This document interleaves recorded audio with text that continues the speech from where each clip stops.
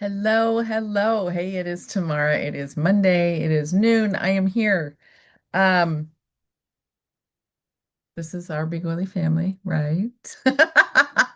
And we are talking all things doTERRA and natural solutions and things like that. So, I wanted to talk about this is on my list of things, right? If you have a concern or not a concern, but if you have a question or you want to know more about something in depth or what oils to use for what, or you have this oil and you're not quite sure what to do with it, post those in the comments and I'll add them to my list. But this is one of the things that was on my list to talk about. So we're going to talk about um, using essential oils to help support your blood sugar. Okay. And I am looking in the Essential Life book, which is a great reference book to have. I will put the link in here of where you can get it.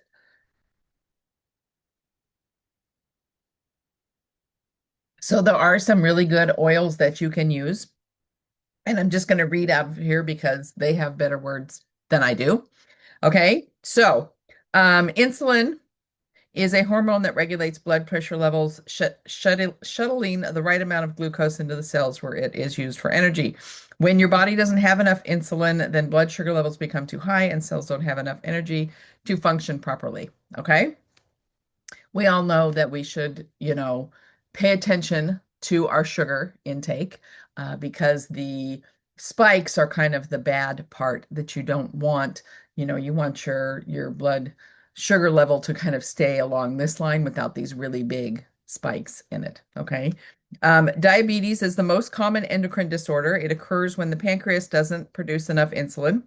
So type 1, the typical onset is before age 20. And if your body is unable to use insulin, that is type 2, and typically that's over the age of 40. The onset age for type 2 is decreasing with an increasingly younger population suffering from what is a preventable disease. A third type, gestational diabetes, that can occur, right, when you're pregnant, and it can create potential long-term issues for both the mother and the child. Hypoglycemia is a condition characterized by too little glucose in the blood, and when severe, it is also called insulin reaction or insulin shock, and that can lead to accidents, injuries, coma, things like that you don't really want, right? When you consume healthy sources of carbohydrates with plenty of good fats and protein, the glucose from the meal enters the blood slowly. And that's the whole thing is that you don't want this big, it's like eating a huge piece of cake on an empty stomach.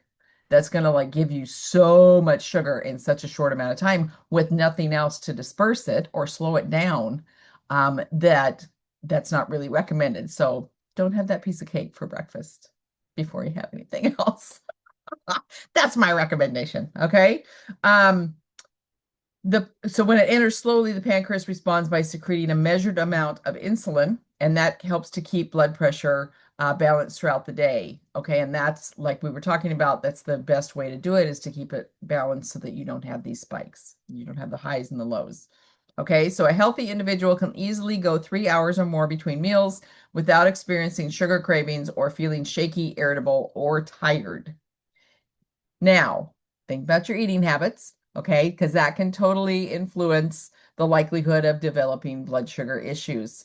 Okay, so if you consume foods that are too high in sugar or refined carbohydrates, the simple carbs in those can enter the bloodstream almost immediately through your intestines, resulting in higher than normal blood sugar levels. So then the body needs to produce more insulin to process the excess glucose. Okay, as the presence of elevated insulin levels becomes chronic, right, over time, if it's the same thing over and over, then your body's sensitivity to insulin decreases. That's known as insulin resistance. That forces the blood glucose levels to rise. Insulin is also an inflammatory agent. So it creates inflammation in your body, and you don't really want that, right? Okay, so additionally, blood sugar imbalances and elevated insulin levels, they can affect a number of functions from hormones to heart to mood to cellular function to fertility, and they can perpetuate that inflammation, okay, which is a prime contributor to disease.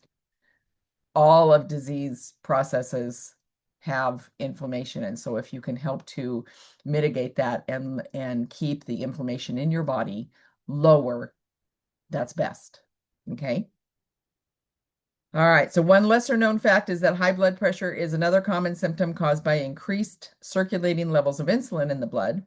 Common conditions resulting from blood sugar issues can be found in another section in this book under endocrine and cardiovascular. So it can also affect your endocrine system and your cardiovascular system. Okay.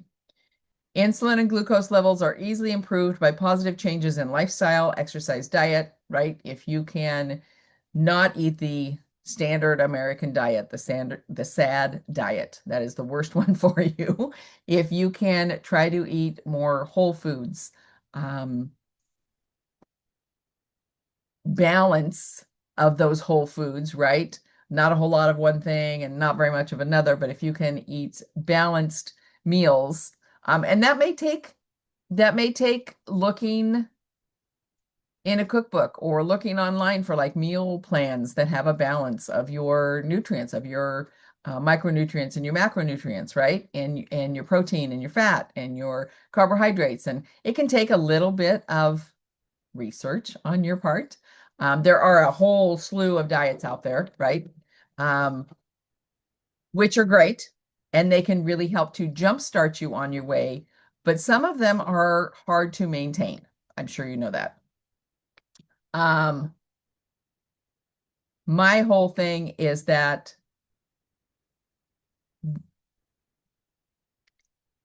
if you are eating and cooking your own food for the most part, say 90% of the time, okay, and you have some vegetables, you have a little bit of starch, and there's some ways that you can make that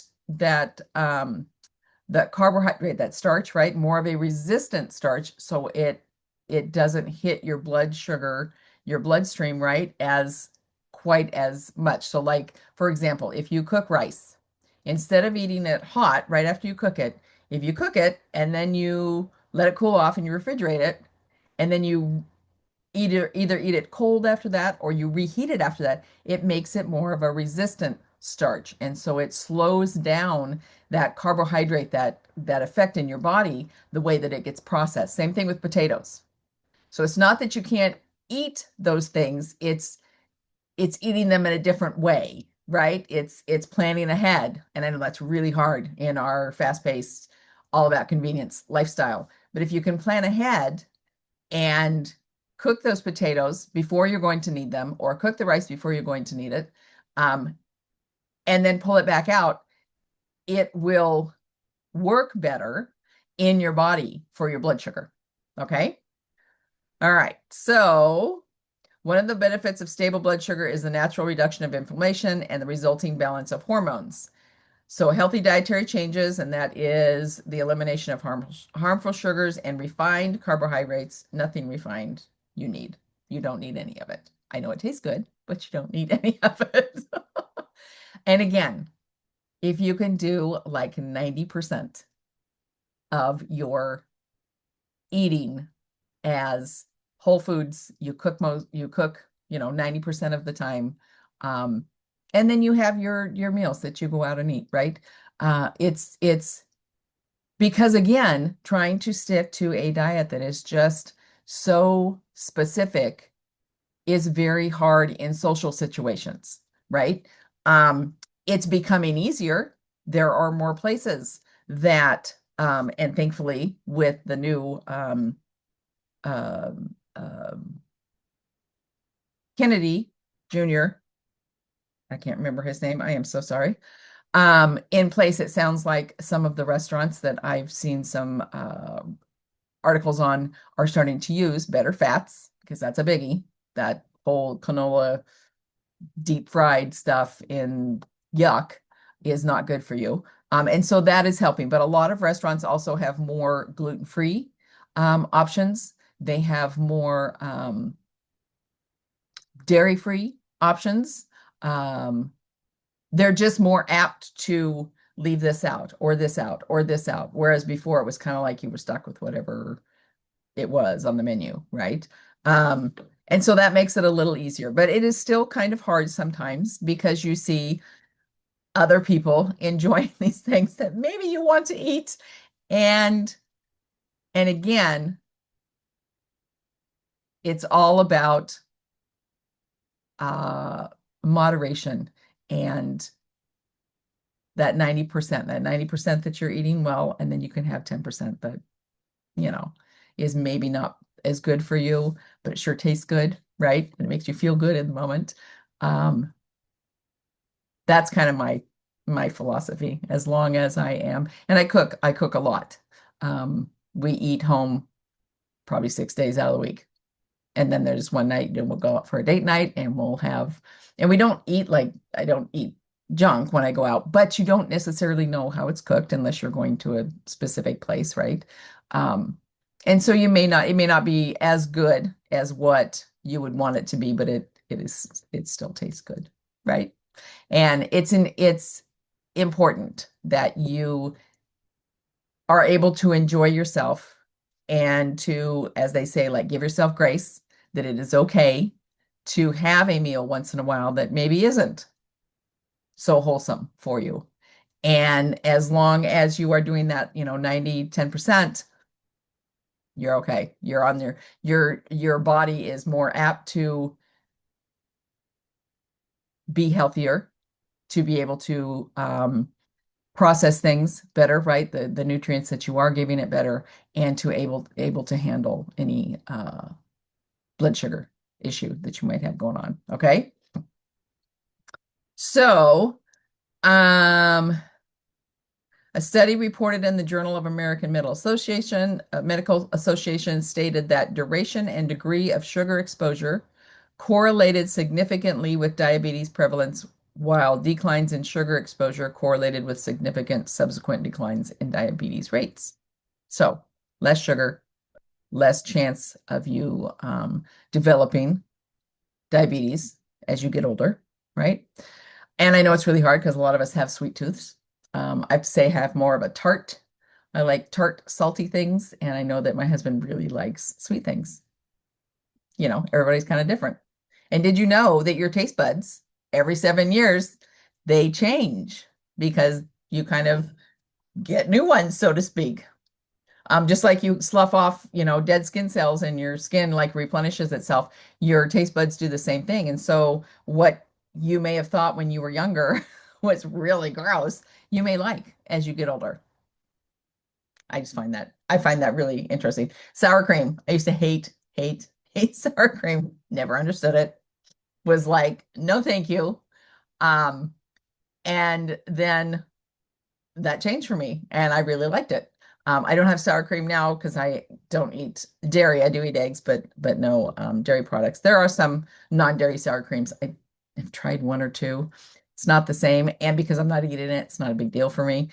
But it's very interesting how your tastes can change over time just due to, things uh rejuvenating themselves, renewing themselves. Okay. Just like your cells in your body all renew themselves. They're born, they do their job, and then they die off, and then new cells take over. Kind of the same thing, right? Okay. So, in addition to necessary dietary and lifestyle commitments, essential oils are really powerful allies in achieving and maintaining healthy blood sugar and insulin levels, improving insulin receptivity, and resolving a surprising number of related health concerns. They can be very supportive, um, and they're super easy to use. They're not hard. So we're going to go through a couple. I have a couple out here. Well, more than a couple, but I have some out here that you can use. The first ones are cinnamon bark and cassia. So cinnamon bark, right? And I have a dropper top in this because I usually either make a little two-piece veggie cap with it, and I just find it easier to have the dropper in it to make sure I'm getting the right amount of drops, and cassia. So either one of those. Those are going to help support a balanced blood sugar level and promote healthy insulin response. Um, Cassia properties are antibacterial, antiviral, antispasmodic, cardiotonic, and decongestant. And then cinnamon, get to the right page. The main properties of that are antidepressant, antimicrobial, antioxidant, antiparasitic, and immune stimulant. But both of those are really good for um, helping to support a good blood sugar response. Okay. Coriander and tulsi. And maybe those are ones that you don't really use very much, right? So we've got the coriander and the tulsi, which is also known as holy basil. Tulsi is. Um, I really like tulsi in the diffuser. It smells super yummy. It's very relaxing. It's very calming to the nervous system. So let's look here for coriander. So coriander top properties then are anti-rheumatic, carminative, regenerative, sedative, and I don't know how to pronounce that. Stomachic. And then Tulsi. Main properties of Tulsi then are antibacterial, antiviral, antifungal, anti-inflammatory, and analgesic. And both of those are really good to promote a healthy insulin response. Okay. Another really good one to use would be basil. And you know that coriander, basil, cinnamon, cassia, any of those that are herbs that you might have in your kitchen, if you're out of those herbs in your kitchen, you can certainly use the essential oil in your cooking, which is really fun to do. Just remember that any essential oil you're going to use in your cooking, less is more, because remember, these are like, I don't know, 70 times more potent than the dried herbs are. So you want to start with less. The best way to do that is in the top here when you've used this, in the little reducer cap, there is always essential oil left in there. You can take a toothpick and you can kind of swirl it in the little indented part or down the center and get some essential oil and then swirl it in your food. And then taste it. And if you need to add more, then you can add more. All right, so basil is very good. It is a stress reducer and it is key for helping diabetics to stabilize sugar. So let's look up basil over here and the main properties. There's just so many essential oils. Main properties of basil. It is antibacterial, anti-infectious, antispasmodic, carminative, and a nervine. So one of my favorite diffuser blends for getting things done in whatever, whether it's work, whether it's cleaning the house, just getting stuff done if I'm feeling very right, is basil, cinnamon bark, and what's the other one? There is another one. Let me think on that, but it's basil, cinnamon bark, and oat lime. Those together. I don't know what it is. I can put that in the diffuser and I will get up and get things done. Even if I've been putting them off for like weeks and they really, really, really, really need to be done. That is my kind of get up and go. And it's equal amounts of them. It's just like I usually do 1 or 2 drops of each in the diffuser. That's my favorite. All right. So another one then is ginger.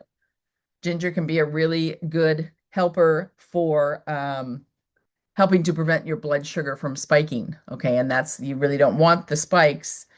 You want, it to be released over time throughout the day. And that's what ginger can help you do. The top or the main properties of ginger then are antiseptic, antispasmodic, antitussive, expectorant, and stomachic, which I'm assuming is that it helps your stomach, right? Okay. Another one that is good to use to help with your insulin, to support your insulin levels and your blood sugar would be pink pepper. Okay. Pink pepper is going to help along with the basil, right? Kind of the same thing. And the ginger, it's going to help support your blood sugar and prevent all those spikes. Okay. And then pink pepper in here. Let's find pink pepper. Pink pepper. The main properties are digestive, circulatory, anti-tumoral, antispasmodic, and antimicrobial. So it's got some really good properties in it. All right. And then the last single oil that is really good to help would be turmeric.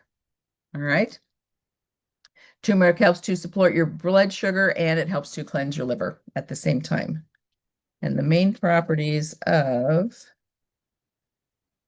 turmeric are analgesic, anti-inflammatory, anti-mutagenic, anti-parasitic, and anti-rheumatic.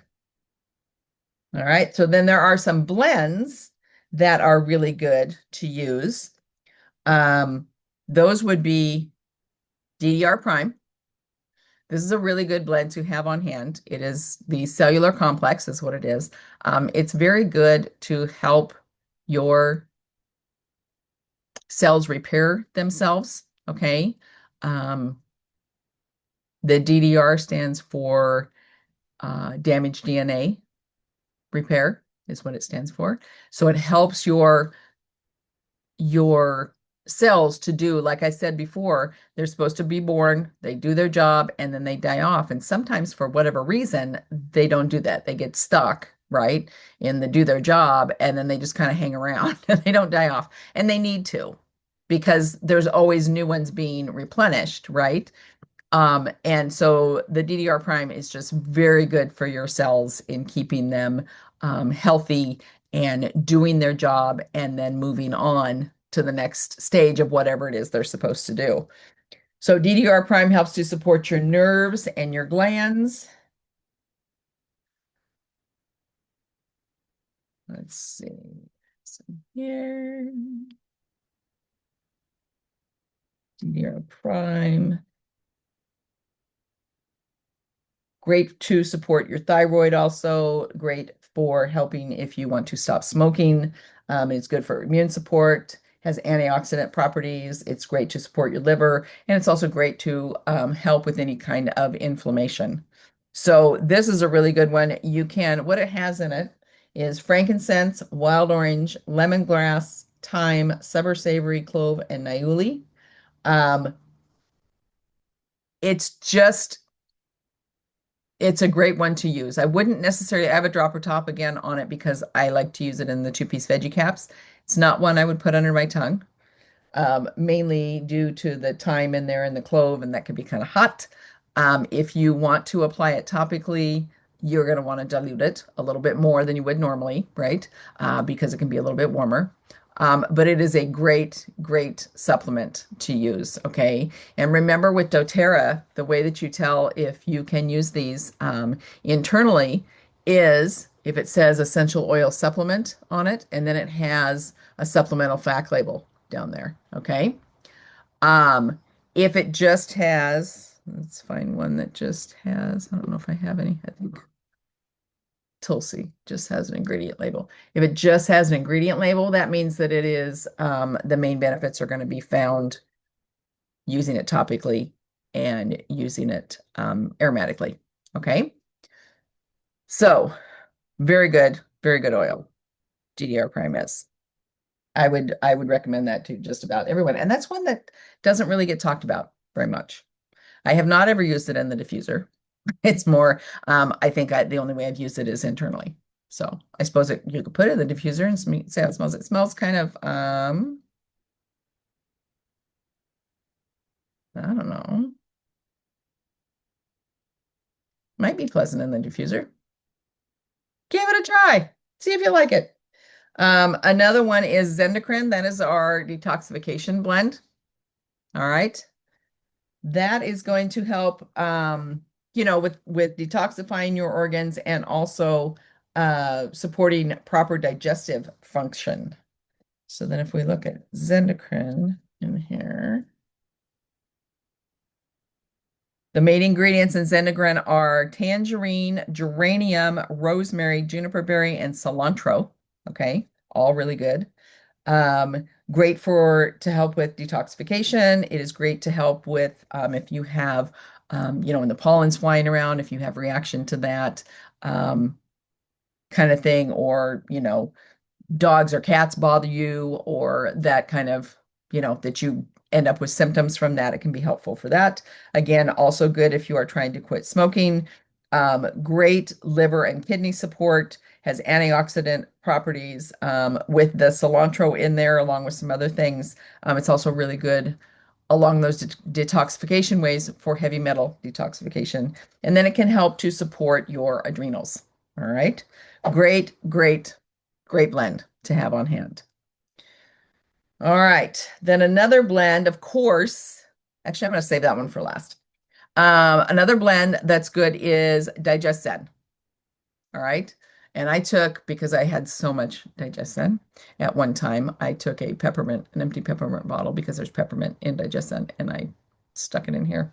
I think I was using the small bottles, and I had to put what was in there in another one, and so that's what I did. Anyway, so yeah, I just put labels all over this that says Digestin. So I know it's Digestin and not peppermint.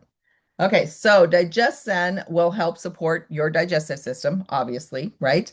And then it also helps to support elimination, okay? Which you do not want to be stopped up, right? It's no fun to not be able to go. Um, and so it's super important that you keep your digestion going on a regular basis, all right? So Digest Zen, the main ingredients in that are peppermint, ginger, caraway, coriander, anise, and tarragon. And great for any type of stomach thing, whether you've got just upset, if you're feeling nauseous, if you ate something that didn't agree with you, if you've got, some bloating, anything like that.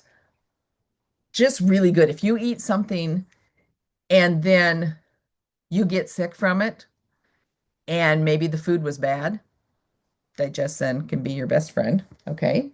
And then also, if you are traveling and, whether it's flying or on the water or in your car and you're on a windy road and you're reading or on your phone, whatever, right? And then you start to feel those nauseous feelings, Digestin can be super helpful for that. All right. So I do have a bunch of recipes in here that I will post in our group on ways that you can use some of these oils.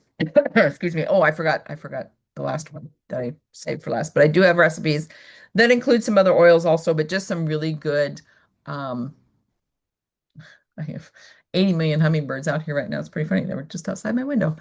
Um, really good recipes to have on hand to help support your blood, keeping your blood sugar right on an even level. Okay, because that's what we're talking about today. Your insulin response, your okay blood sugar. All right, so the last one that I want to talk about was MetaPower, and that is our metabolic blend. Okay, used to be called Slim and Sassy. They did a study on it, and they has the same ingredients as in Slim and Sassy, but they changed around how much of what they have in there because they found that it works better for your metabolism. Okay. So it's very helpful to support your metabolism. It helps to reduce those sugar cravings. Okay.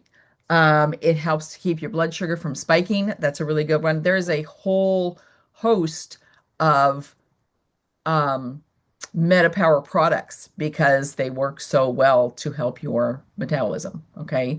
There is collagen with NAD plus, right? There is the electrolyte packets that you can use. There's the oil. There's the oil in soft gels. There's there's also a MetaPower complex that has berberine in it. So there's all sorts of things that you can, just put in MetaPower in at doTERRA.com, right? When you log in, and it will bring up all of those products. And there are just some really great ways to help support yourself, right? To support your health. Okay. So we talked about that. So let's look at MetaPower and what's in it in here.